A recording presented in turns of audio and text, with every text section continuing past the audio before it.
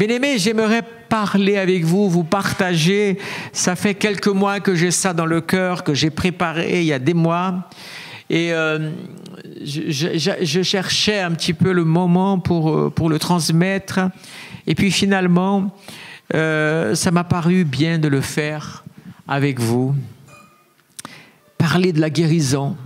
L'agent principal de la guérison, c'est le Saint-Esprit. L'élément principal de la guérison, c'est la foi. Et un autre élément indispensable, irremplaçable aussi pour la guérison, c'est vous, c'est nous. Et c'est ce qu'on va partager, j'espère pouvoir vous faire progresser afin d'acquérir des guérisons, mais aussi afin que vous puissiez prier pour des personnes et voir la guérison s'opérer dans votre vie, au travers de votre vie. Alors j'ai appelé Dieu guérit par nous. Amen. Et pour répondre à ça, c'est tellement facile. Pourquoi Dieu a-t-il besoin de nous pour servir? Parce que si vous lisez, premier argument, si vous regardez la Bible, Dieu a toujours cherché à utiliser des hommes et des femmes pour agir sur terre. Et selon leur disponibilité, leur obéissance à Dieu, disponibilité et obéissance sont deux éléments clés aussi. Dieu les a utilisés d'une manière incroyable. Et il suffit de lire le chapitre 11 de l'Épître aux Hébreux et on voit combien des choses sont merveilleuses. Pourquoi pas par nous aussi? Parce que le Saint-Esprit habite en nous. Et le Saint-Esprit habite en nous parce que nous avons accepté Christ comme notre Sauveur. Et puis il habite en nous, mais pas simplement habiter en nous. Il agit aussi en nous à partir du moment où le baptême de l'Esprit s'est manifesté dans notre vie. L'Esprit de Dieu agit en nous d'une façon encore. Tous ont l'Esprit de Dieu. L'Esprit agit dans la vie de tous. Mais heureux, j'ai envie de dire, ceux qui croient encore à la Pentecôte pour aujourd'hui, où l'Esprit de Dieu agit avec tous les dons qu'il a au travers de nous. Alors, on bénéficie d'une grâce supérieure encore, parce que nous pouvons vivre des choses comme celles que nous voyons dans la parole de Dieu. Alors oui, j'ai envie de dire, si nous voulons voir la gloire de Dieu, pas simplement en nous, mais au travers de nous aussi. Gloire à Dieu. Moi, bien sûr, je désire être béni par Dieu de différentes façons. Mais il y a une chose qui est chère à mon cœur. C'est d'être cet instrument dans la main de Dieu par lequel Dieu se sert, utilise. Le mot « se servir » n'est pas le bon mot. Parce que se servir de quelqu'un, parfois, c'est péjoratif dans le langage. Mais Dieu utilise tout ce que nous mettons à sa disposition, il vient en nous et au travers de nous, en nous utilisant comme un héros dans sa main, comme un messager, comme un porte-voix, comme un communicant de la puissance de Dieu, comme quelqu'un qui bénit, qui restaure. C'est la mission de l'Église sur terre, libérer les captifs pour les amener au salut. Guérir les malades, proclamer la bonne nouvelle. Alléluia. Tellement de choses merveilleuses. Amen. Alors, est-ce que vous croyez que Dieu peut vous utiliser au travers de la guérison? Vous croyez à ça? La première chose que j'ai envie de dire, qui est le début, c'est pour ça que j'ai dit l'élément principal est le Saint-Esprit. La personne principale, c'est le Saint-Esprit. Et l'élément qui est au cœur, c'est la foi. La Bible dit que sans la foi, il est impossible, en s'approchant de Dieu, de lui plaire. Et par la foi, nous arrivons à tellement de choses. Alors, la première chose que j'ai dit, que j'ai déclaré, c'est la foi, elle déclenche la guérison. Le premier verset que je vais lire, c'est 2 Corinthiens 5, le verset 7, j'ai choisi la plupart de ces versets dans la seconde 21, et c'est « Car nous marchons par la foi et non par la vue ». Déjà, il y a une clé ici importante. Des fois, nous voulons sentir quelque chose pour croire. Enfin, déjà, nous sentons la présence de Dieu parce que nous ressentons quelque chose en nous, une émotion, quelque chose. Mais cet élément peut être une manifestation de la présence de Dieu dans votre vie, mais il n'est pas déterminant. C'est la foi.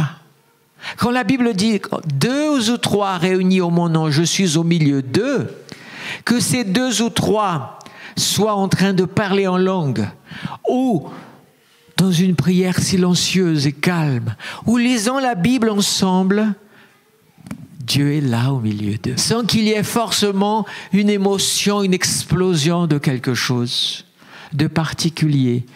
Et pourquoi cela est ainsi? Parce que c'est la foi qui nous fait avancer et non la vue. Des fois, les gens disent « Oh, j'étais à la réunion, oh là là, je ne sais même pas si Dieu était là parce que c'était tellement froid. » Ou c'était... Les gens peuvent penser comme ça. Peut-être qu'ils ont raison, mais il est possible aussi qu'ils aient très tort. Simplement, des fois, Dieu va se manifester dans une réunion et ce sera le feu avec des révélations, des visions, des guérisons, mais des gens qui parlent en langue, des choses. Ça, c'est un culte vraiment avec les manifestations des dons et tout. Gloire à Dieu. Je crois que quand on est de la famille que nous sommes, qui croyons aux dons spirituels, la manifestation de l'esprit, bien sûr que nous sommes très demandeurs de ces réunions-là. Mais je peux vous assurer aussi que là où des hommes et des femmes décident de se rassembler au nom du Seigneur, le Saint-Esprit est là aussi. Et il agit aussi. Parce que c'est par la foi que nous avançons. C'est par la foi que nous marchons et non par la vue. Si nous laissons la vue influencer notre foi, qu'est-ce qui va se passer? Quand notre vue verra quelque chose avec les yeux de l'incrédulité, nous allons nous arrêter. Alors ne laissons pas la vue déterminer notre avancée, notre marche, mais bien la foi. Amen. Autre chose, une preuve encore que la foi déclenche la guérison, par exemple, c'est Matthieu 8, versets 6 à 8, 10 à 13. Je vais raconter cette histoire. C'est mieux. Il s'agit de ce centenier. C'est un des passages extraordinaires qui montre la foi. Ce centenier, il n'était pas chrétien. Il n'était pas converti, mais il avait déjà... Vous voyez, dans son état, il y avait déjà une étincelle de foi dans son cœur. Quand on est venu, on raconte 2 histoires avec des angles différents, peut-être de la même histoire ou 2 histoires différentes. Mais une chose est sûre, c'est que ce centenier de Matthieu 8, eh bien, les gens sont venus supplier pour que le Seigneur puisse intervenir en faveur de cet homme. Et quand Jésus va dire « Emmène-moi chez toi, je vais aller chez toi pour agir », je ne vois pas une manifestation plus grande de la foi. Il y en a certains, si on pouvait quantifier, celui-ci, il est dans le top 3 facile. Il va dire à Jésus quoi? Je ne suis pas digne que tu rentres chez moi. Mais permettez-moi de traduire les paroles qu'il a dites dans notre langage aujourd'hui. Mais je crois tellement en toi. Quand je te vois, Jésus, quand je t'entends, Jésus, il y a quelque chose en moi qui me fait croire que j'ai juste besoin que tu me dises que mon frère, que mon serviteur sera guéri. Juste une parole. Et ça me suffit. Dites amen à ça. Dites que ma foi arrive à ce niveau aussi. Et Jésus a été étonné. Je n'ai jamais vu en Israël. Va. Et il est dit à la fin de cette lecture, de ce texte, c'est que quand à l'heure même que Jésus avait dit, il a été guéri là-bas. L'homme n'est pas arrivé chez lui pour voir la guérison. Il est arrivé chez lui, la guérison était déjà installée dans sa maison. Quand il a quitté sa maison, le serviteur était alité. Quand il est rentré, le serviteur était de service. Gloire à Dieu. Quand tu crois, tu vois la gloire de Dieu. Quand tu crois, tu avances dans ta foi. Quand tu crois, tu manifestes aussi la gloire de Dieu au travers de ta vie. Alléluia. Jésus va dire dans Matthieu 21, et versets 21 à 22, Jésus leur dit, en vérité, je vous le dis, si vous avez la foi, et si vous ne doutez pas, non seulement vous ferez ce qui a été fait au figuier, mais vous direz à cette montagne, ôte-toi de là et jette-toi dans la mer, et cela se fera. Tout ce que vous demanderez, écoutez bien, tout ce que vous demanderez avec foi par la foi, un autre texte dit, en croyant que vous l'avez déjà reçu, vous le verrez s'accomplir. Ça, c'est Marc qui complète cela. Il y a quelques hommes de Dieu de ces 2 derniers siècles qui marquent beaucoup. J'ai envie de dire, je suis observateur de leur vie. Et l'un d'eux, c'est Kenneth Hagin. Kenneth Hagin avait une maladie incurable. Il a passé plus d'1 an à l'IT. Les médecins sont venus et dans la tête du médecin, c'était déjà écrit qu'il allait mourir. Il entendait les conversations du médecin en disant « Occupez-vous bien de lui » parce qu'il n'y avait rien à faire pour lui. Le pasteur protestant de l'église à laquelle sa famille appartenait est venu et puis avec des paroles de consolation. Après, il a entendu déjà en train d'organiser quand il mourrait, comment serait sa cérémonie. Et il est resté là. Mais il a vécu d'abord quelque chose de terrible parce qu'il a vu qu'il n'était pas sauvé. Mais Dieu est venu le sauver en l'arrachant pratiquement de l'enfer dans l'expérience qu'il a vue. Mais ce qui est le plus marquant dans sa vie, qui a changé la vie de Kenneth Hagin, c'est quand il lisait la parole de Dieu pour passer le temps. Vous savez, quand vous êtes alité et que vous ne pouvez pas bouger, vous avez du temps pour lire la Bible. Alors quand vous êtes en forme, lisez la Bible. N'attendez pas d'être malade pour prendre la Bible et de profiter pour la lire. Passage comme ça.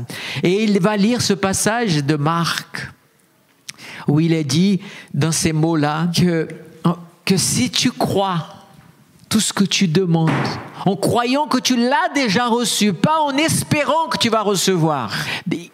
L'espérance ne fait pas partie de l'expérience de la foi. C'est la conviction qui fait partie de la foi. Beaucoup de chrétiens espèrent et ne recevront jamais. D'autres croient, persévèrent et reçoivent. En croyant que vous l'avez reçu. Il n'y a pas de traduction en espérant que vous recevrez. Non, c'est en croyant que vous l'avez déjà reçu. Alors, bien-aimés, Jésus a dit cela. Je crois en ce que Jésus dit. Amen. Ça, ce que je vous ai dit là, c'est comme une introduction. Je crois que tous, on est d'accord là-dessus. Mais mon but au travers de cet enseignement, c'est de vous amener à acquérir des choses. Il y a des choses qui vont peut-être être nouvelles pour vous, d'autres qui sont déjà acquises. On est tous à des degrés, à des marches différentes. Alors, laissez-moi vous dire une chose. Peut-être beaucoup de chrétiens peut-être, n'ont pas cette étape de la foi nécessaire aussi pour la manifestation. Vous savez, nous sommes en train de développer tellement un rejet, parfois, des autorités, que nous rejetons aussi les autorités spirituelles. Je ne fais pas d'amalgame, je ne veux pas mélanger, parler, oui, mais il y a telle autorité mauvaise ainsi, mauvaise cela. Arrêtons avec ça. Autorité spirituelle. Des hommes, des femmes que Dieu utilise, qui marchent par la foi. Eh bien, vous savez que une des choses que nous apprenons dans la Bible, et j'aimerais que, si vous n'avez pas encore développé cela, peut-être c'est là qui manque, c'est ayez la foi aussi en celui qui a l'onction. Et je ne suis pas en train de parler du Saint-Esprit, je ne suis pas en train de parler de Jésus dans le ciel, je suis en train de parler d'hommes et des femmes. Je sais que c'est un langage qui parfois, beaucoup de gens critiquent tout ça en disant, non, oubliez ça. Je vais vous lire 3 passages de la parole de Dieu pour vous montrer, pour vous convaincre combien la foi dans la personne à qui vous demandez la prière ou qui va vous imposer les mains ou qui va prier pour vous est déterminante aussi dans votre guérison. Première, nous avons Matthieu 5, versets 27 à 30 et le 24. Il est dit, je ne lis pas encore là, je vais vous raconter. C'est la femme de la perte de sang. J'aimerais corriger dans votre mentalité, dans votre pensée, une chose très importante. Les gens à l'époque de Jésus n'avaient pas la compréhension, la vision de Jésus que nous avons nous aujourd'hui. Quand je dis Jésus, Jésus c'est Dieu, c'est mon Seigneur, c'est mon Sauveur, on est d'accord? Mais c'est très important parce que beaucoup de gens ne font pas cette différence. Jésus du 1er siècle, Bien sûr qu'il était Dieu, etc. Je parle pour les humains qui l'ont entouré, à commencer par ses propres disciples, par sa propre famille, par tous les religieux et par toutes les personnes qu'il a rencontrées. Jésus n'était pas Dieu. Il n'était pas le Messie. C'était, après un an de ministère, certainement un prophète, vous voyez, mais pas ce que nous savons. Donc, si vous prenez cela dans votre esprit, vous allez relativiser cela par rapport quand vous regardez quelqu'un, vous dites, je crois que cette personne, si elle prie pour moi, si elle me touche, je serai guéri. Vous serez capable de prier ça aussi et de vivre ça, si est-elle la foi. Cette femme, elle n'avait jamais rencontré Jésus. Elle s'est contentée d'entendre. D'où l'importance à l'Église de ne pas se taire et de parler de ce que Jésus fait dans notre vie, de témoigner. Parce qu'un jour, quelqu'un entendra le témoignage et va aussi peut-être agir comme cette femme. Qu'est-ce qu'elle a fait, cette femme? Elle ne s'est pas dit « Ah, Jésus, c'est le grand prophète, c'est le grand... » Non, elle était préoccupée par sa souffrance et elle était même déjà financièrement cassée. Mais elle a cru au témoignage qu'elle a entendu. Et quand quelqu'un a dit « Jésus passe dans ta ville », regardez la foi. C'est pas la foi en Dieu manifestée ici qu'elle donne. Hein. C'est une foi dans ce personnage qu'elle a créé en elle cette croyance en disant « Waouh, cet homme, j'ai eu tellement de témoignages de cet homme, je précise bien cet homme, Jésus, que Jésus ne s'appelait pas Jésus-Christ, hein, il s'appelait Jésus. Hein. Christ, c'est un titre. C'est important que vous sachiez aussi.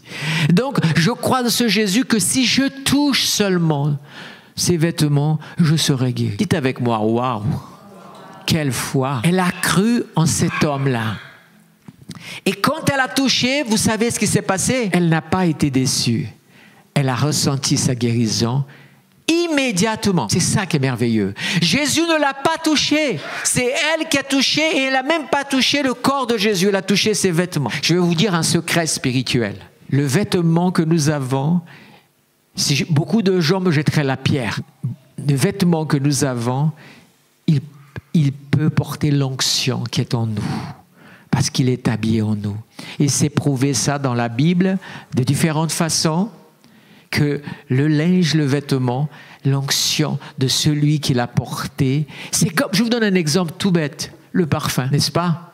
Il y a certaines qui passent le parfum sur les vêtements, d'autres passent sur le corps et s'habillent après. Mais une fois qu'il est en contact, le vêtement ressent. L'onction de Dieu, quand elle est dans la vie de quelqu'un, elle enveloppe tout ce qu'il a. C'est pas simplement son corps, mais ses vêtements aussi.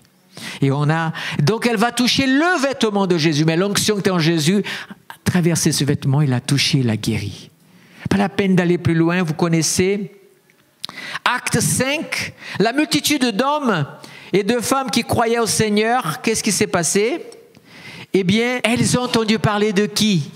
De Pierre. Pierre aussi, c'était un pécheur, hein. Un gars qui n'avait même pas beaucoup d'éducation selon les gens de l'époque, non? Mais les gens croyaient qu'il y avait quelque chose dans la vie. Quel est le témoignage qu'on a donné de Pierre? Le paralytique, là, le boiteux, à l'entrée du temple, de la porte dite la Belle, qu'ils ont vu, ça fait comme, c'est parti partout, il a guéri cet homme, et ça fait des années, on le connaît, et les miracles continuent, et là il est dit que, qu'est-ce qui se passait à ce moment-là? On apportait les malades dans la rue, et on les plaçait dans les litières et des grabats, afin que lors du passage de Pierre, son ombre puisse couvrir l'un d'eux. Et qu'est-ce qui se passait? On apportait les malades et les gens tourmentés des esprits impurs et tous étaient guéris. Les démons ont fui jusqu'en l'ombre de Pierre est passée sur eux. Les paralytiques, les aveugles, tous ont été guéris juste parce que l'ombre est passée sur eux. Mais où était la foi pour déclencher ça? Je veux être sur le passage de Pierre parce que je reconnais que cet homme, il a quelque chose. Amen. Bon, je ne vous parle pas de Paul, qu'on prenait les vêtements, et les linges et on amenait.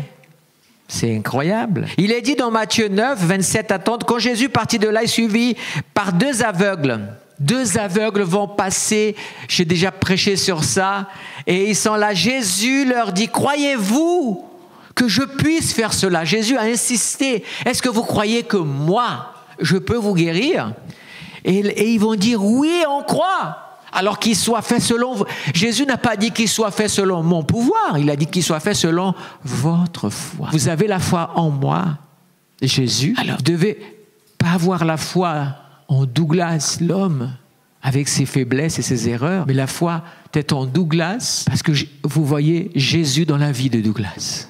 Je vois Jésus dans la vie de Douglas, donc je sais qu'il a. C'est juste ça. Et je ne dis pas cela, et je dis ça devant Dieu avec toute la crainte nécessaire, mais ce n'est pas pour m'enorgueillir, ce n'est pas pour être élevé, mais c'est pour illustrer simplement qu'avoir la foi en celui qui prie quand on vient. J'ai tellement entendu des témoignages en disant des gens qui ont passé la semaine malade et qui sont, le jour de la première réunion, ils sont venus, il a dit j'irai là-bas et je vais demander au pasteur de me oindre. L'ancien, celui qui va m'oindre et je vais revenir à la maison guéri. Ils ont eu la foi. C'est intéressant, hein? Parce que la Bible parle aussi d'huile, d'onction. Mais vous savez que l'huile ne guérit pas, n'est-ce pas? Mais nous croyons parce que la parole dit que appeler et oindre.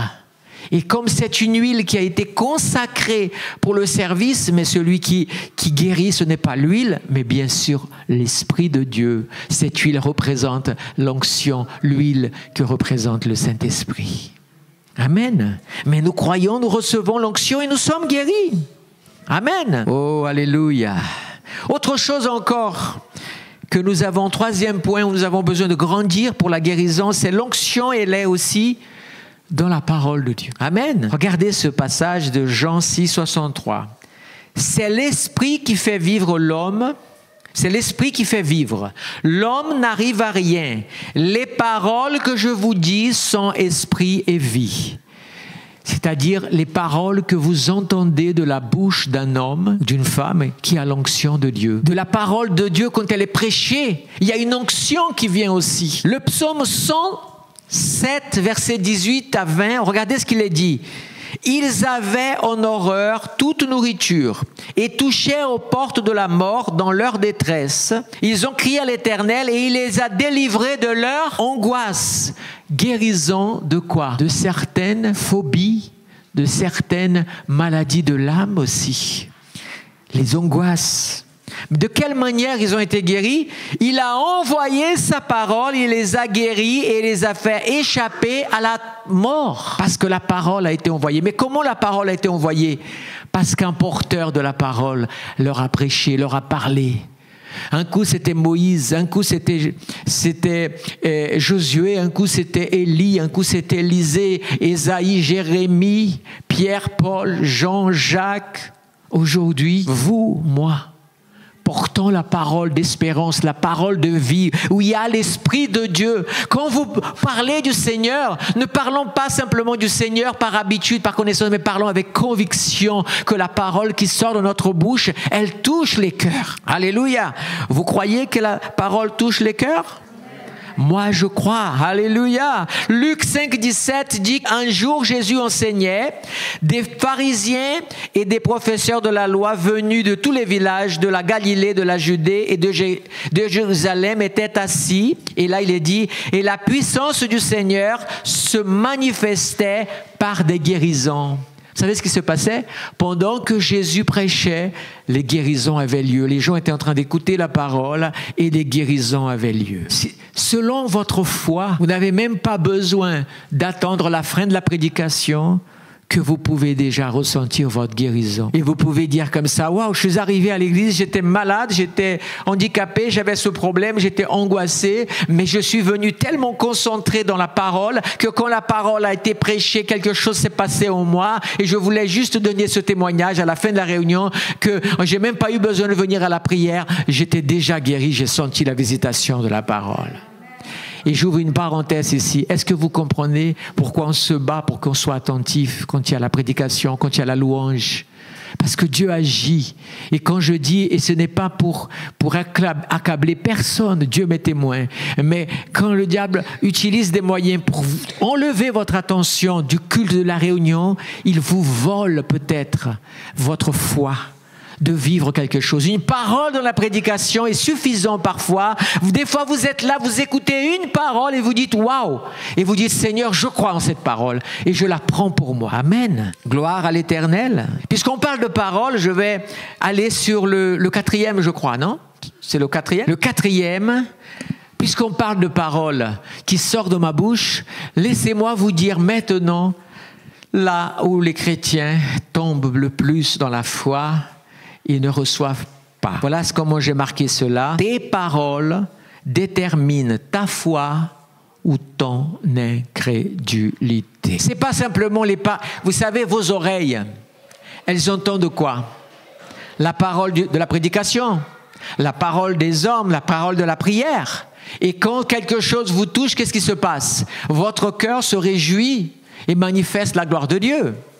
Mais n'oubliez jamais que vos oreilles entendent encore beaucoup plus que la parole des autres, la parole qui sort de votre propre bouche. Entre votre bouche et votre oreille, l'espace de communication est très réduit et vous recevez. Voilà ce que Jésus a dit dans Matthieu 12, 34. « Race de vipères, comment pourriez-vous dire de bonnes choses, mauvais comme vous êtes? En effet, la bouche exprime ce dont le cœur est plein. » Si tu commences tout le temps à te plaindre, c'est que ton cœur est rempli de plaintes, de tristesse, d'amertume, de colère, de déception. Donc de ta bouche ne sort que réclamation, rébellion et tout ce qui va. Et ça, c'est parce que c'est ce qu'il y a au fond de toi. Mais si, dans ta bouche, tu dis, et j'ai dit tout à l'heure, c'est pour ça que j'ai fait la transition pour là, j'ai entendu cette parole. Seigneur, j'ai entendu cette parole et je la prends. Tu es déjà en train de parler. Tu es déjà en train de prononcer. Et là, qu'est-ce qui se passe au fond de toi? Ta foi commence à se réveiller. Waouh! Et qu'est-ce qui lui arrive là? D'habitude, quand il écoutait la parole, il disait « Ah, encore ça ». Et c'était des lamentations. Et tu étais dans la lamentation et la tristesse. Mais maintenant, tu es vivant et tu dis « Je crois à cette parole. Je vais m'avancer à l'appel de cette parole. » Vous savez, quand vous venez devant pour la prière, j'encourage, je vais jamais me fatiguer de vous encourager ceci. Ne vous levez pas à la prière pour guérison, pour délivrance, pour victoire, avant d'avoir déjà parlé dans votre place. Quand je vous dis parler, c'est juste pour que votre oreille, waouh, si on fait l'appel, je vais me lever, Seigneur. Je crois, si on prie, je vais aller devant parce que je sais que je vais recevoir. Mais alors, bien sûr, il m'est arrivé, j'ouvre une parenthèse ici avec beaucoup de gens. J'ai connu une personne que Dieu sait qu'on aimait beaucoup cette personne, mais c'est tellement intellectuel. Et quand je parlais de ces choses-là, elle a dit « Oui, mais ça c'est la méthode Coué ». Et un jour, j'ai dit à cette personne « Mais Coué, tu sais que c'est un personnage. C'est une personne qui a existé. Regarde la date de naissance et de mort de... Je ne sais pas si c'est Alfred Coué ou je ne sais pas, mais bon. Mais c'est Coué. Cette manifestation de la grâce de Dieu, elle existe bien avant Coué. Simplement des hommes qui ont compris cette réalité spirituelle, mais qui n'ont pas Dieu dans leur vie, ce Coué, il a compris ça. Et les gens qui ont ensuite été quelque part, on va dire comme ça, des lecteurs, des admirateurs, c'est la méthode Coué. Et qu'est-ce que les gens disent? La méthode Coué, elle, marche. C'est ça ou pas? On ne dit pas que la méthode Coué ne marche pas, sinon on n'entendrait jamais parler. Mais, et j'essaie de montrer, ce n'est pas la méthode Coué qui est à l'origine. La méthode Coué n'est qu'une manifestation d'une réalité beaucoup plus profonde et beaucoup plus ancienne. C'est la parole de Dieu. Quand Dieu a dit que, quand il y avait les ténèbres, Dieu a dit que la lumière soit, et bien la lumière, elle est apparue. Quand la femme dit, je toucherai ses vêtements et je serai guérie, elle a été guérie. Quand le centenier a dit, si tu donnes une parole, moi je la crois et elle sera transmise à mon serviteur et il sera guéri. Ce sont des dialogues avec l'Esprit de Dieu. Ce sont des paroles qui partent d'un cœur. Alors imaginez l'Église qui ne croit pas et qui ne se positionne pas sur les choses spirituelles. Je dis et je répète encore, très souvent je le dis, nous avons besoin de parler de deux façons.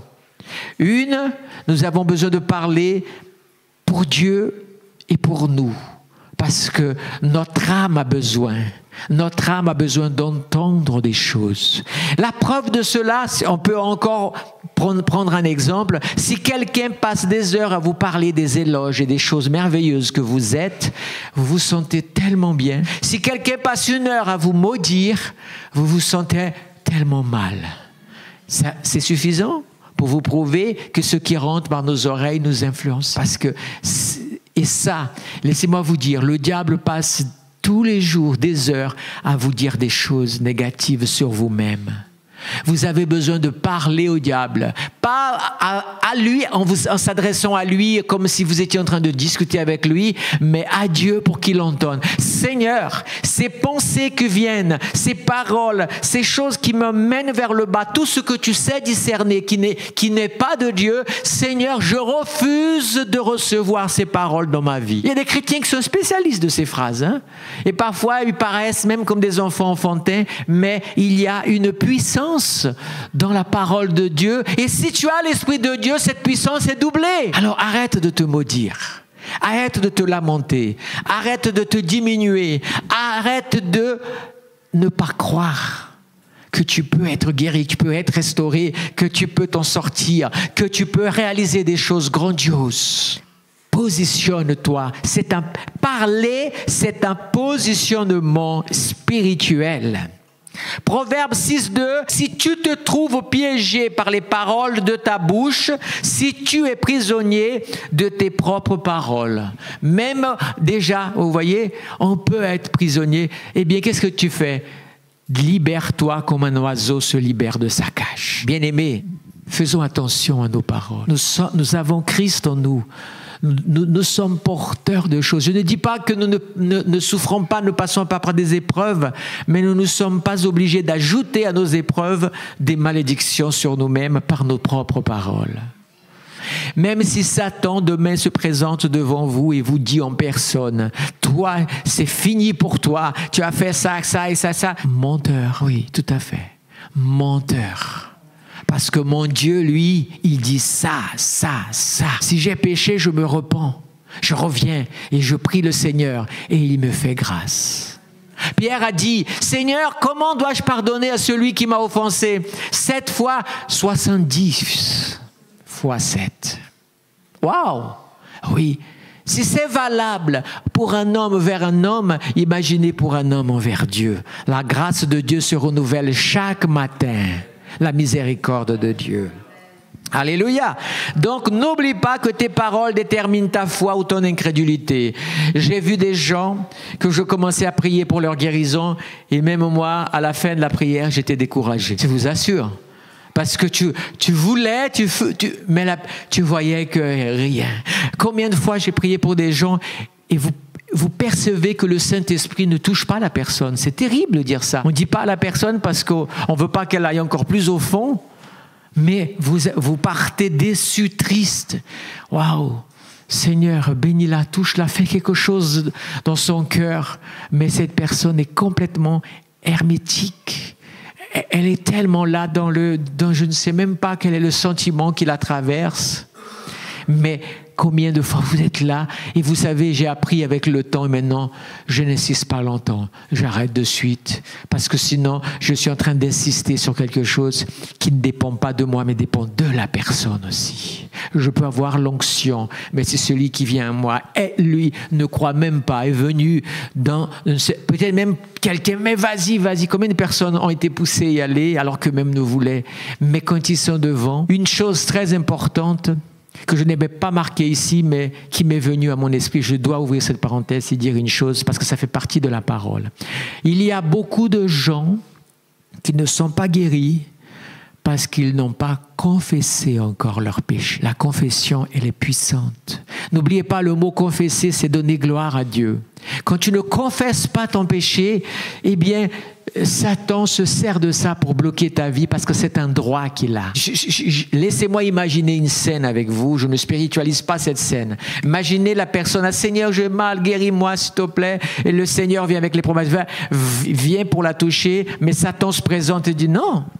Je te rappelle que, regarde, elle n'a pas confessé, elle cache ce péché. Et ça, c'est un droit pour moi de continuer à la maintenir dans cette souffrance. Que dit la Bible pour ce verset m'est venu, c'est très intéressant, c'est Jacques 5. Si quelqu'un est malade parmi vous, qu'est-ce qu'on fait? Appelez les anciens et voilà, et prier, on est d'accord? Mais quel est le sujet de ce chapitre? C'est la prière et la guérison. Et à un moment donné, on voit bien qu'ils abordent différentes dimensions. Et qu'est-ce qu'il dit? Confessez vos péchés les uns aux autres. On est en train de parler quoi? De guérison, et là, la confession est là. Pourquoi? Parce que si nous ne confessons pas, ah mais ce péché, je ne pourrais jamais le confesser. Si, il suffit que ton orgueil, tu le brises et que tu le confesses. Bien sûr qu'on ne sort pas à droite et à gauche confessant ses péchés. C'est là où c'est important d'avoir une maturité spirituelle. À qui je vais confesser mon péché? Je vais confesser peut-être à quelqu'un. Il y a des péchés qu'on confesse à Dieu, mais il y a des péchés qu'on a besoin que quelqu'un prie pour nous. C'est ce que Jacques nous fait comprendre aussi. La notion d'appeler les anciens, beaucoup ont dit comme ça, eh bien, il n'y a que les anciens qui peuvent faire l'onction d'huile. Mais ça veut dire aussi prier pour les malades, alors que c'est contradictoire à la parole dans un domaine. Donc on ne peut pas traduire comme ça. Mais par contre, je peux comprendre que les anciens peuvent écouter les confessions, les pasteurs, parce qu'ils ont un devoir aussi de secret. Mais après, tout dépend du degré, bien sûr. La personne a commis un péché, qu'elle se sent mal et le diable l'accuse, elle peut confesser devant le Seigneur parce qu'elle n'a péché que contre le Seigneur. Elle demande pardon au Seigneur de toute sincérité, le libérer. Elle a péché contre quelqu'un, elle doit confesser à la personne son péché contre cette personne. Ça fait partie de la confession. Et si elle a commis quelque chose de beaucoup plus grave, elle a besoin d'être orientée pour être libéré de ça. Ça fait partie, mais vous voyez, c'est la bouche qui parle aussi. Est-ce que vous savez, on a parlé de l'onction, on est d'accord? Le Saint-Esprit, l'onction en nous, l'onction dans la parole de Dieu, dans la parole que nous écoutons aussi, mais il y a une onction qui est extraordinaire et à la fois catastrophique aussi. Vous savez quand est-ce que l'onction... Vous savez quel est l'endroit où l'onction est la plus forte sur terre? Est-ce que vous avez une idée? Quel est l'endroit ou les lieux, si vous préférez, où l'onction est la plus forte sur terre? Là où le peuple de Dieu est rassemblé. Parce que l'onction collective est quelque chose d'incroyable. Elle agit, mais elle a besoin d'une chose pour être dans la puissance très grande, c'est être dans l'unité. Quand vous regardez la vie des avivalistes, d'accord? On pourrait citer tellement de personnes. Vous avez remarqué comment ça se passe? Regardez le scénario. Vous avez Kenneth Hagin, Wiggle Ross, Benny Hinn, comme elle s'appelle, la dernière femme là, qui a été très célèbre. Comment? Oui, Catherine Kuhlman, Meyer et d'autres. Il y a une Mexicaine aussi. Enfin, toutes ces personnes-là, dans le monde...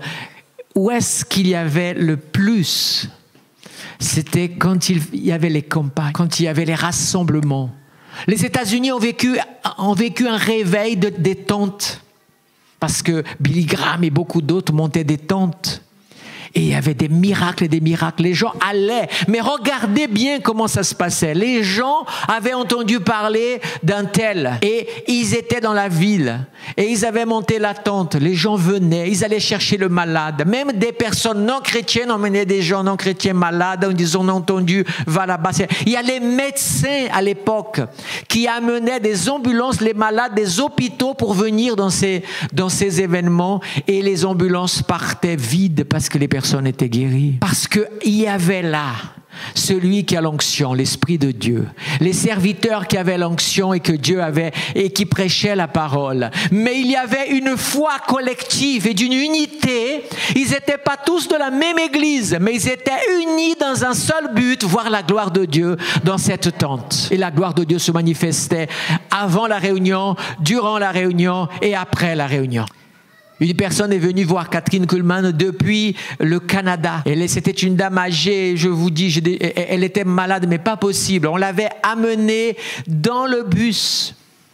Elle a été guérie avant d'arriver dans le bus, elle a été guérie au milieu de tous les autres qui éta't déjà tout feu, tout flamme. Et pourtant, ça a été une nuit entière de voyage dans ce bus et tout ça. Quand elle est arrivée là-bas, on a dit à Kuhlman ça et on l'a fait venir devant pour témoigner de sa guérison. C'est ça l'unité. Imaginez une église qui se réunit mais avec une même foi, sans discorde, avec attention. Est-ce que vous ne croyez pas que la gloire de Dieu va se manifester? Bien sûr. C'est pour ça que je voulais partager cela, pour vous faire comprendre que toute église peut vivre des miracles. Mais il faut payer le prix et obéir à ce que Dieu demande. Nous venions à l'église pour adorer le Seigneur et lui seul, et nous lui donnons tout le temps à lui seul. Nous sommes unis. Si quelqu'un est dans la souffrance, tous prient pour lui et tous désirent avec force sa guérison. Quand il vient devant, les chrétiens ne restent pas assis à leur chaise en train de bavarder, d'observer, de regarder ou de se lever. Ils sont tous en prière. Moi, pour ceux qui sont devant, ça fait la différence. Peut-être le prédicateur ou celui qui prie n'est pas quelqu'un doué d'un don particulier de l'esprit pour la guérison, mais Dieu va le servir de lui et va utiliser parce que l'onction collective est grande. Amen. Mais lisons un peu la parole pour voir si ça c'est vrai aussi. Il est dit dans Matthieu 9, versets 2, 4, 6 et 7, on lui amena un paralytique touché sur un lit. Je raconte l'histoire, vous connaissez. Jésus était dans une maison et 4 amis ont entendu parler de Jésus. Ils ont dit, on va l'amener. Qu'est-ce qu'ils ont fait? Vous connaissez cette histoire. Ils ont démonté le toit, ils ont descendu. Et Jésus, le texte dit ceci. Jésus, voyant leur foi. Jésus n'a pas vu la foi du paralytique. Elle a vu la foi des 4. Ça devrait nous parler, ça. La foi collective est plus forte que la foi individuelle. La foi dans l'église, c'est pourquoi le diable se bat pour détruire l'église locale. Parce qu'il sait bien que quand l'église locale, quand on est fidèle, qu'on marche, qu'on est engagé et qu'on travaille ensemble, l'Esprit de Dieu libère l'onction quand nous sommes rassemblés. Pensez à ça. Ce n'est pas que l'église est parfaite, que le pasteur est parfait, que le programme est parfait. Non. C'est ce qui est parfait, c'est la présence de Dieu et mon engagement qui doit être parfait dans l'unité. Amen. Je laisse de côté, dehors, ce qui me déplaît ou ce que je ne suis pas d'accord pour la cause majeure. La présence de Dieu et l'onction de Dieu.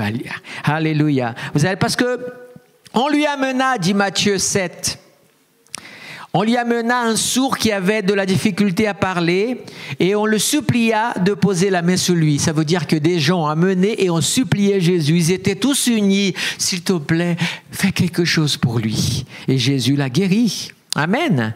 Acte 4. Qu'est-ce qui est marqué? Dit que Pierre a prêché, d'accord? Qu'est-ce qui s'est passé? Les 120 avaient reçu l'onction. Et il y avait 3000 qui avaient été sauvés. Nous sommes au chapitre 4. Et Pierre a prêché. Et quand il a prêché, il a dit ceci. Et voilà ce qu'il a dit. Car il n'y a sous le ciel aucun autre nom parmi lequel nous devions être sauvés. Étends ta main pour qu'il se produise des guérisons, des signes et des prodiges par le nom de ton serviteur Jésus. Quand ils eurent prié, c'est-à-dire quand l'église s'est mise à prier après la prédication, le lieu où ils étaient assemblés trembla. Amen. Ils furent tous remplis du Saint-Esprit, annonçaient la parole de Dieu avec assurance. Il y a eu un tremblement de terre juste localisé parce que l'église, quand elle a entendu la prédication, elle était tellement assoiffée, tellement dans le amen, tellement certainement aussi dans le parler. C'était peut-être pas toujours très organisé, classique, mais ils étaient tellement, que l'onction était tellement grande que ça a tremblé le local. La puissance de l'onction collective. Alléluia. Je vais ouvrir une parenthèse.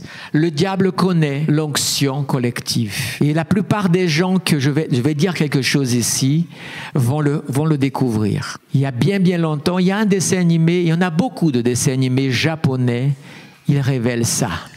Je ne dirai pas de nom, mais je me rappelle que cette idée de l'onction, de la vie, de quelque chose de collectif, qui est dans la parole, que Dieu agit au milieu de son peuple, le diable l'utilise aussi dans le monde des ténèbres. Parfois, le monde des ténèbres, les gens qui pratiquent sont plus unis dans leur action que l'Église elle-même. Et je me rappelle dans ce dessin animé, il fallait que le héros affronte une espèce de divinité.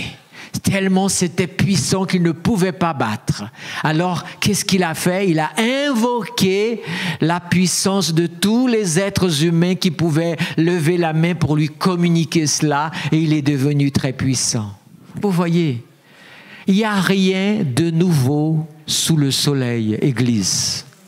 Le diable connaît les réalités spirituelles et il sait les détourner pour servir sa cause.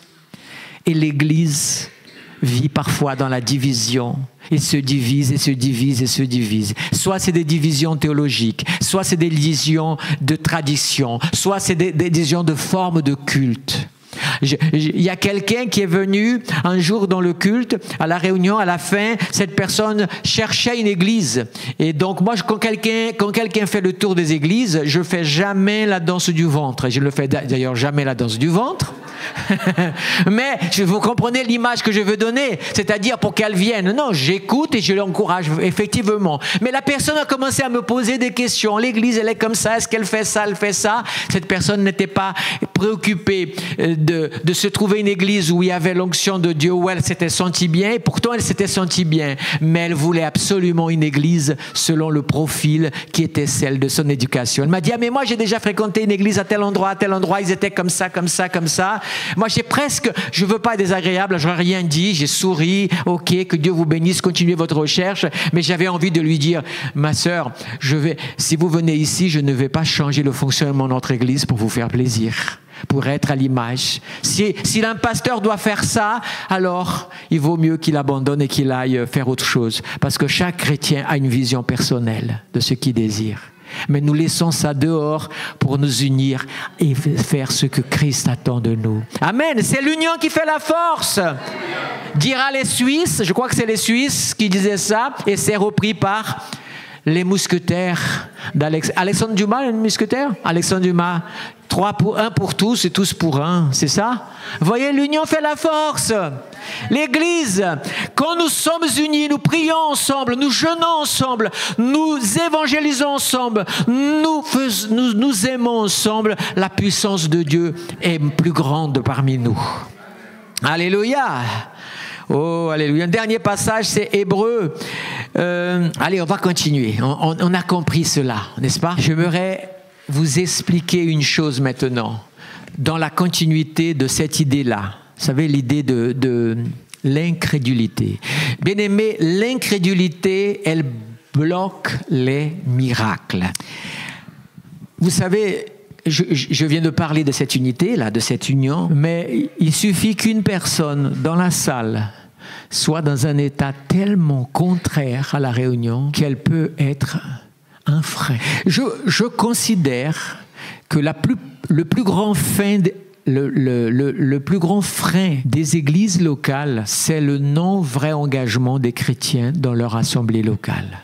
Quand je dis, ça veut dire, quand les chrétiens sont capables de dire comme ça, moi, c'est mon église. Un tel, c'est mon pasteur. Nous sommes la famille. J'entends de plus en plus, mais vous savez, le Seigneur, c'est de mon église, mais je peux venir là, être là-bas, c'est la même chose parce que c'est Dieu. Ils sont en train de se tromper. Il y a pas de question. Personne n'a dit que Dieu n'est pas dans une autre église. C'est pas la question. Comprenez bibliquement l'importance de l'église locale. Et ne mettons pas ça en opposition à l'église invisible, celle qui est composée du peuple de Dieu sur la terre que le Seigneur connaît. L'église locale, elle est locale parce qu'elle doit être visible pour qu'elle puisse témoigner dans sa ville, dans son quartier, dans sa région. Et Appartenir, c'est la fortifier. Parce que l'Église a besoin de quoi? Des personnes pour se rassembler. Il n'y a pas d'Église s'il n'y a pas 2 ou 3 réunis au mon nom. Vous voyez? Réunis au mon nom. Il n'y a pas d'église s'il n'y a pas de contribution financière pour qu'elle puisse se donner les moyens de sa croissance. Elle va, à un moment donné, elle va. Il n'y a pas d'église sans qu'il y ait un leadership pour la conduire, étant lui-même ou elle-même conduit par l'Esprit de Dieu et par la parole de Dieu. Mais l'incrédulité, il est dit dans ce texte de Matthieu 14, Pierre lui dit, si c'est toi, ordonne d'aller. Je ne lis pas, je raconte. Pierre, Jésus marche sur l'eau. C'est la tempête. Quel est le sentiment qui habitait le cœur de Pierre à ce moment-là sur le bateau? La peur, la terreur. Il voyait les jours de sa vie passer, il allait mourir. Tout d'un coup, il a encore plus peur parce qu'il croit voir un fantôme. Puis Jésus dit, c'est moi. Et tout d'un coup, sa peur s'est transformée. On peut passer du plus bas au plus haut. C'est incroyable, hein? Parce que c'est une transformation incroyable. Peur, vais mourir, c'est fini pour moi. Pourquoi on a laissé Jésus? Imaginez, on va imaginer la chose. Peut-être que celle-ci, peut-être je dis une bêtise, hein, c'est la deuxième tempête qui va être calmée, on est d'accord? Imaginez que l'autre avait eu lieu. Pourquoi on a laissé Jésus? La dernière fois, il nous a sortis d'affaires, il était dans le bateau, là, il n'est pas dans le bateau. Et si Jésus n'est pas dans ton bateau parce que tu l'as laissé, freine ton bateau, laisse-le te rattraper, invite-le à monter. Mais Pierre va dire quoi? Si c'est toi, permets-moi de marcher. On est d'accord? Et donc, qu'est-ce qu'il fait? Il marche. Mais il devient incrédule quand il ne regarde pas Jésus et qu'il regarde ailleurs et il coule. Nous sommes comme des yo-yo, bien-aimés, des fois, spirituellement. Des fois, nous sommes là, comme ça, en train de voler dans la foi. Et d'autres moments, nous sommes plus bas que les pâquerettes. Vous voyez? Donc, nous devons trouver un équilibre à notre foi. Nous ne pouvons pas vivre des émotions d'élévation et des émotions d'écrasement.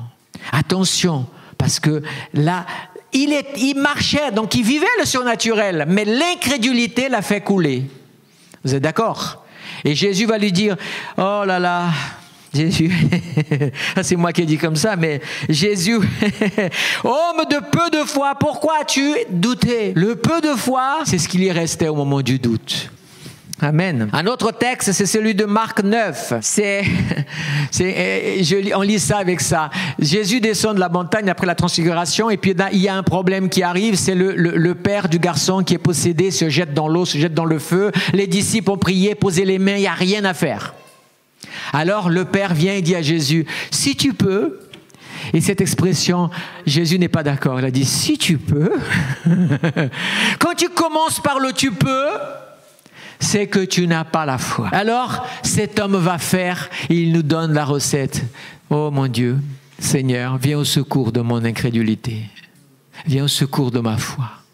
N'est-ce pas? Si tu peux, tout est possible à celui qui croit, dit Jésus va dire. Mais voyons-le, etc. Bon, ça c'est dans l'autre histoire.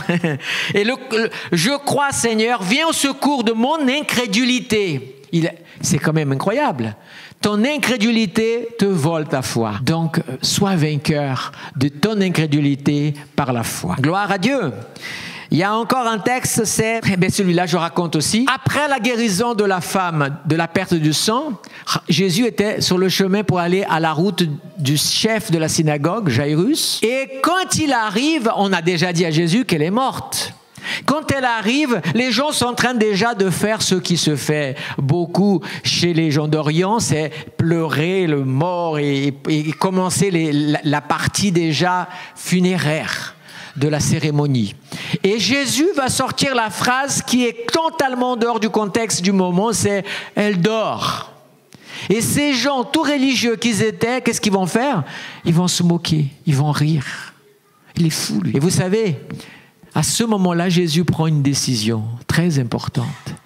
Il a dit, moi, si je veux rentrer dans cette salle, dans cette maison et ressusciter cette jeune fille, il faut que je fasse partir ceux qui sont incrédules parce qu'ils vont bloquer la foi. Vous savez pourquoi? Parce que l'incrédulité collective est plus forte, comme aussi la foi collective est forte. L'incrédulité était nombreuse de ces gens-là. Alors Jésus a fait partir, et il est rentré même pas avec tous ses disciples. que vraiment ce qu'il avait été en train de préparer. Et là, il va opérer le miracle. Donc, bien-aimés, l'incrédulité, dites avec moi, l'incrédulité est un problème pour ma vie spirituelle. Si je suis incrédule, j'ai un problème. Béni soit le nom de l'Éternel. Gloire à Dieu. Je termine avec ce témoignage de Wigglehorse. Wigglehorse est allé prêcher au Ceylan. À son époque, ça s'appelait le Ceylan. C'est le Sri Lanka aujourd'hui. Aujourd'hui, voilà. Et quand il a été prêché là-bas, il est arrivé dans une communauté et vous savez quelle est la phrase qu'on lui a dit? Tu sais, pasteur, on n'arrive pas à parler aux gens ici. Impossible, il n'y a rien, les gens ne se convertissaient pas là-bas, il n'y avait rien à faire. Et donc, il va dire cette phrase, j'ai préféré le citer plutôt que dire la phrase n'importe comment. Il a dit que, voilà ce qu'ils ont dit. Qu'allons-nous faire? Nous n'arrivons pas à toucher les gens ici. Et voilà sa réponse. Je crois qu'il faut avoir quelque chose de plus que de la fumée pour toucher les gens. Amen. Qu'est-ce qui est plus que la fumée? Le feu. Amen. Et il va dire aussi ceci. Vous devez être une lumière brûlante pour cela. Et les ministres, c'est-à-dire tous ceux qui servent, qui travaillent, qui ont un poste, doivent être des flammes de feu. Le témoignage de son histoire, je n'ai pas mis ici, est quand même extraordinaire. Les gens se sont rassemblés pendant qu'il était là. Les 4-5 jours qu'il est resté là-bas, ou une semaine, les gens et ils l'ont supplié de rester plus de jours. Je crois qu'il est resté plus de jours. Et vous savez ce qu'ils ont fait? Ils ont commencé, les femmes se sont rassemblées et tous les matins se sont retrouvées dans une salle, dans la salle, pour prier. Et tout d'un coup, il y a eu un feu qui a commencé à toucher les chrétiens. Et ça a commencé à contaminer, les gens ont commencé à venir. Et à un moment donné, les réunions, il y avait 3000 personnes. Et toute la capitale, les gens de cette île venaient. À un moment donné, il y avait 6 à 8000 personnes qui se rassemblaient au culte dans cet endroit. Et il y a ce témoignage qu'il dit. À un moment donné, lui tout seul ne pouvait pas. Alors, quand il dit ça dans sa biographie, il le dit avec beaucoup de crainte en disant « N'interprétez pas mal mes propos, mais moi ce que j'ai entendu c'est que les gens, je ne pouvais plus, les gens ils voulaient simplement me toucher, les gens le touchaient comme ça à peine et après ils étaient guéris simplement en le touchant, en venant juste le toucher par où il passait. Parce que ils avaient la foi. Ils ont compris en voyant cet homme qui avait Dieu dans sa vie. Et pour eux, ils avaient soif de Dieu et ça a suffi.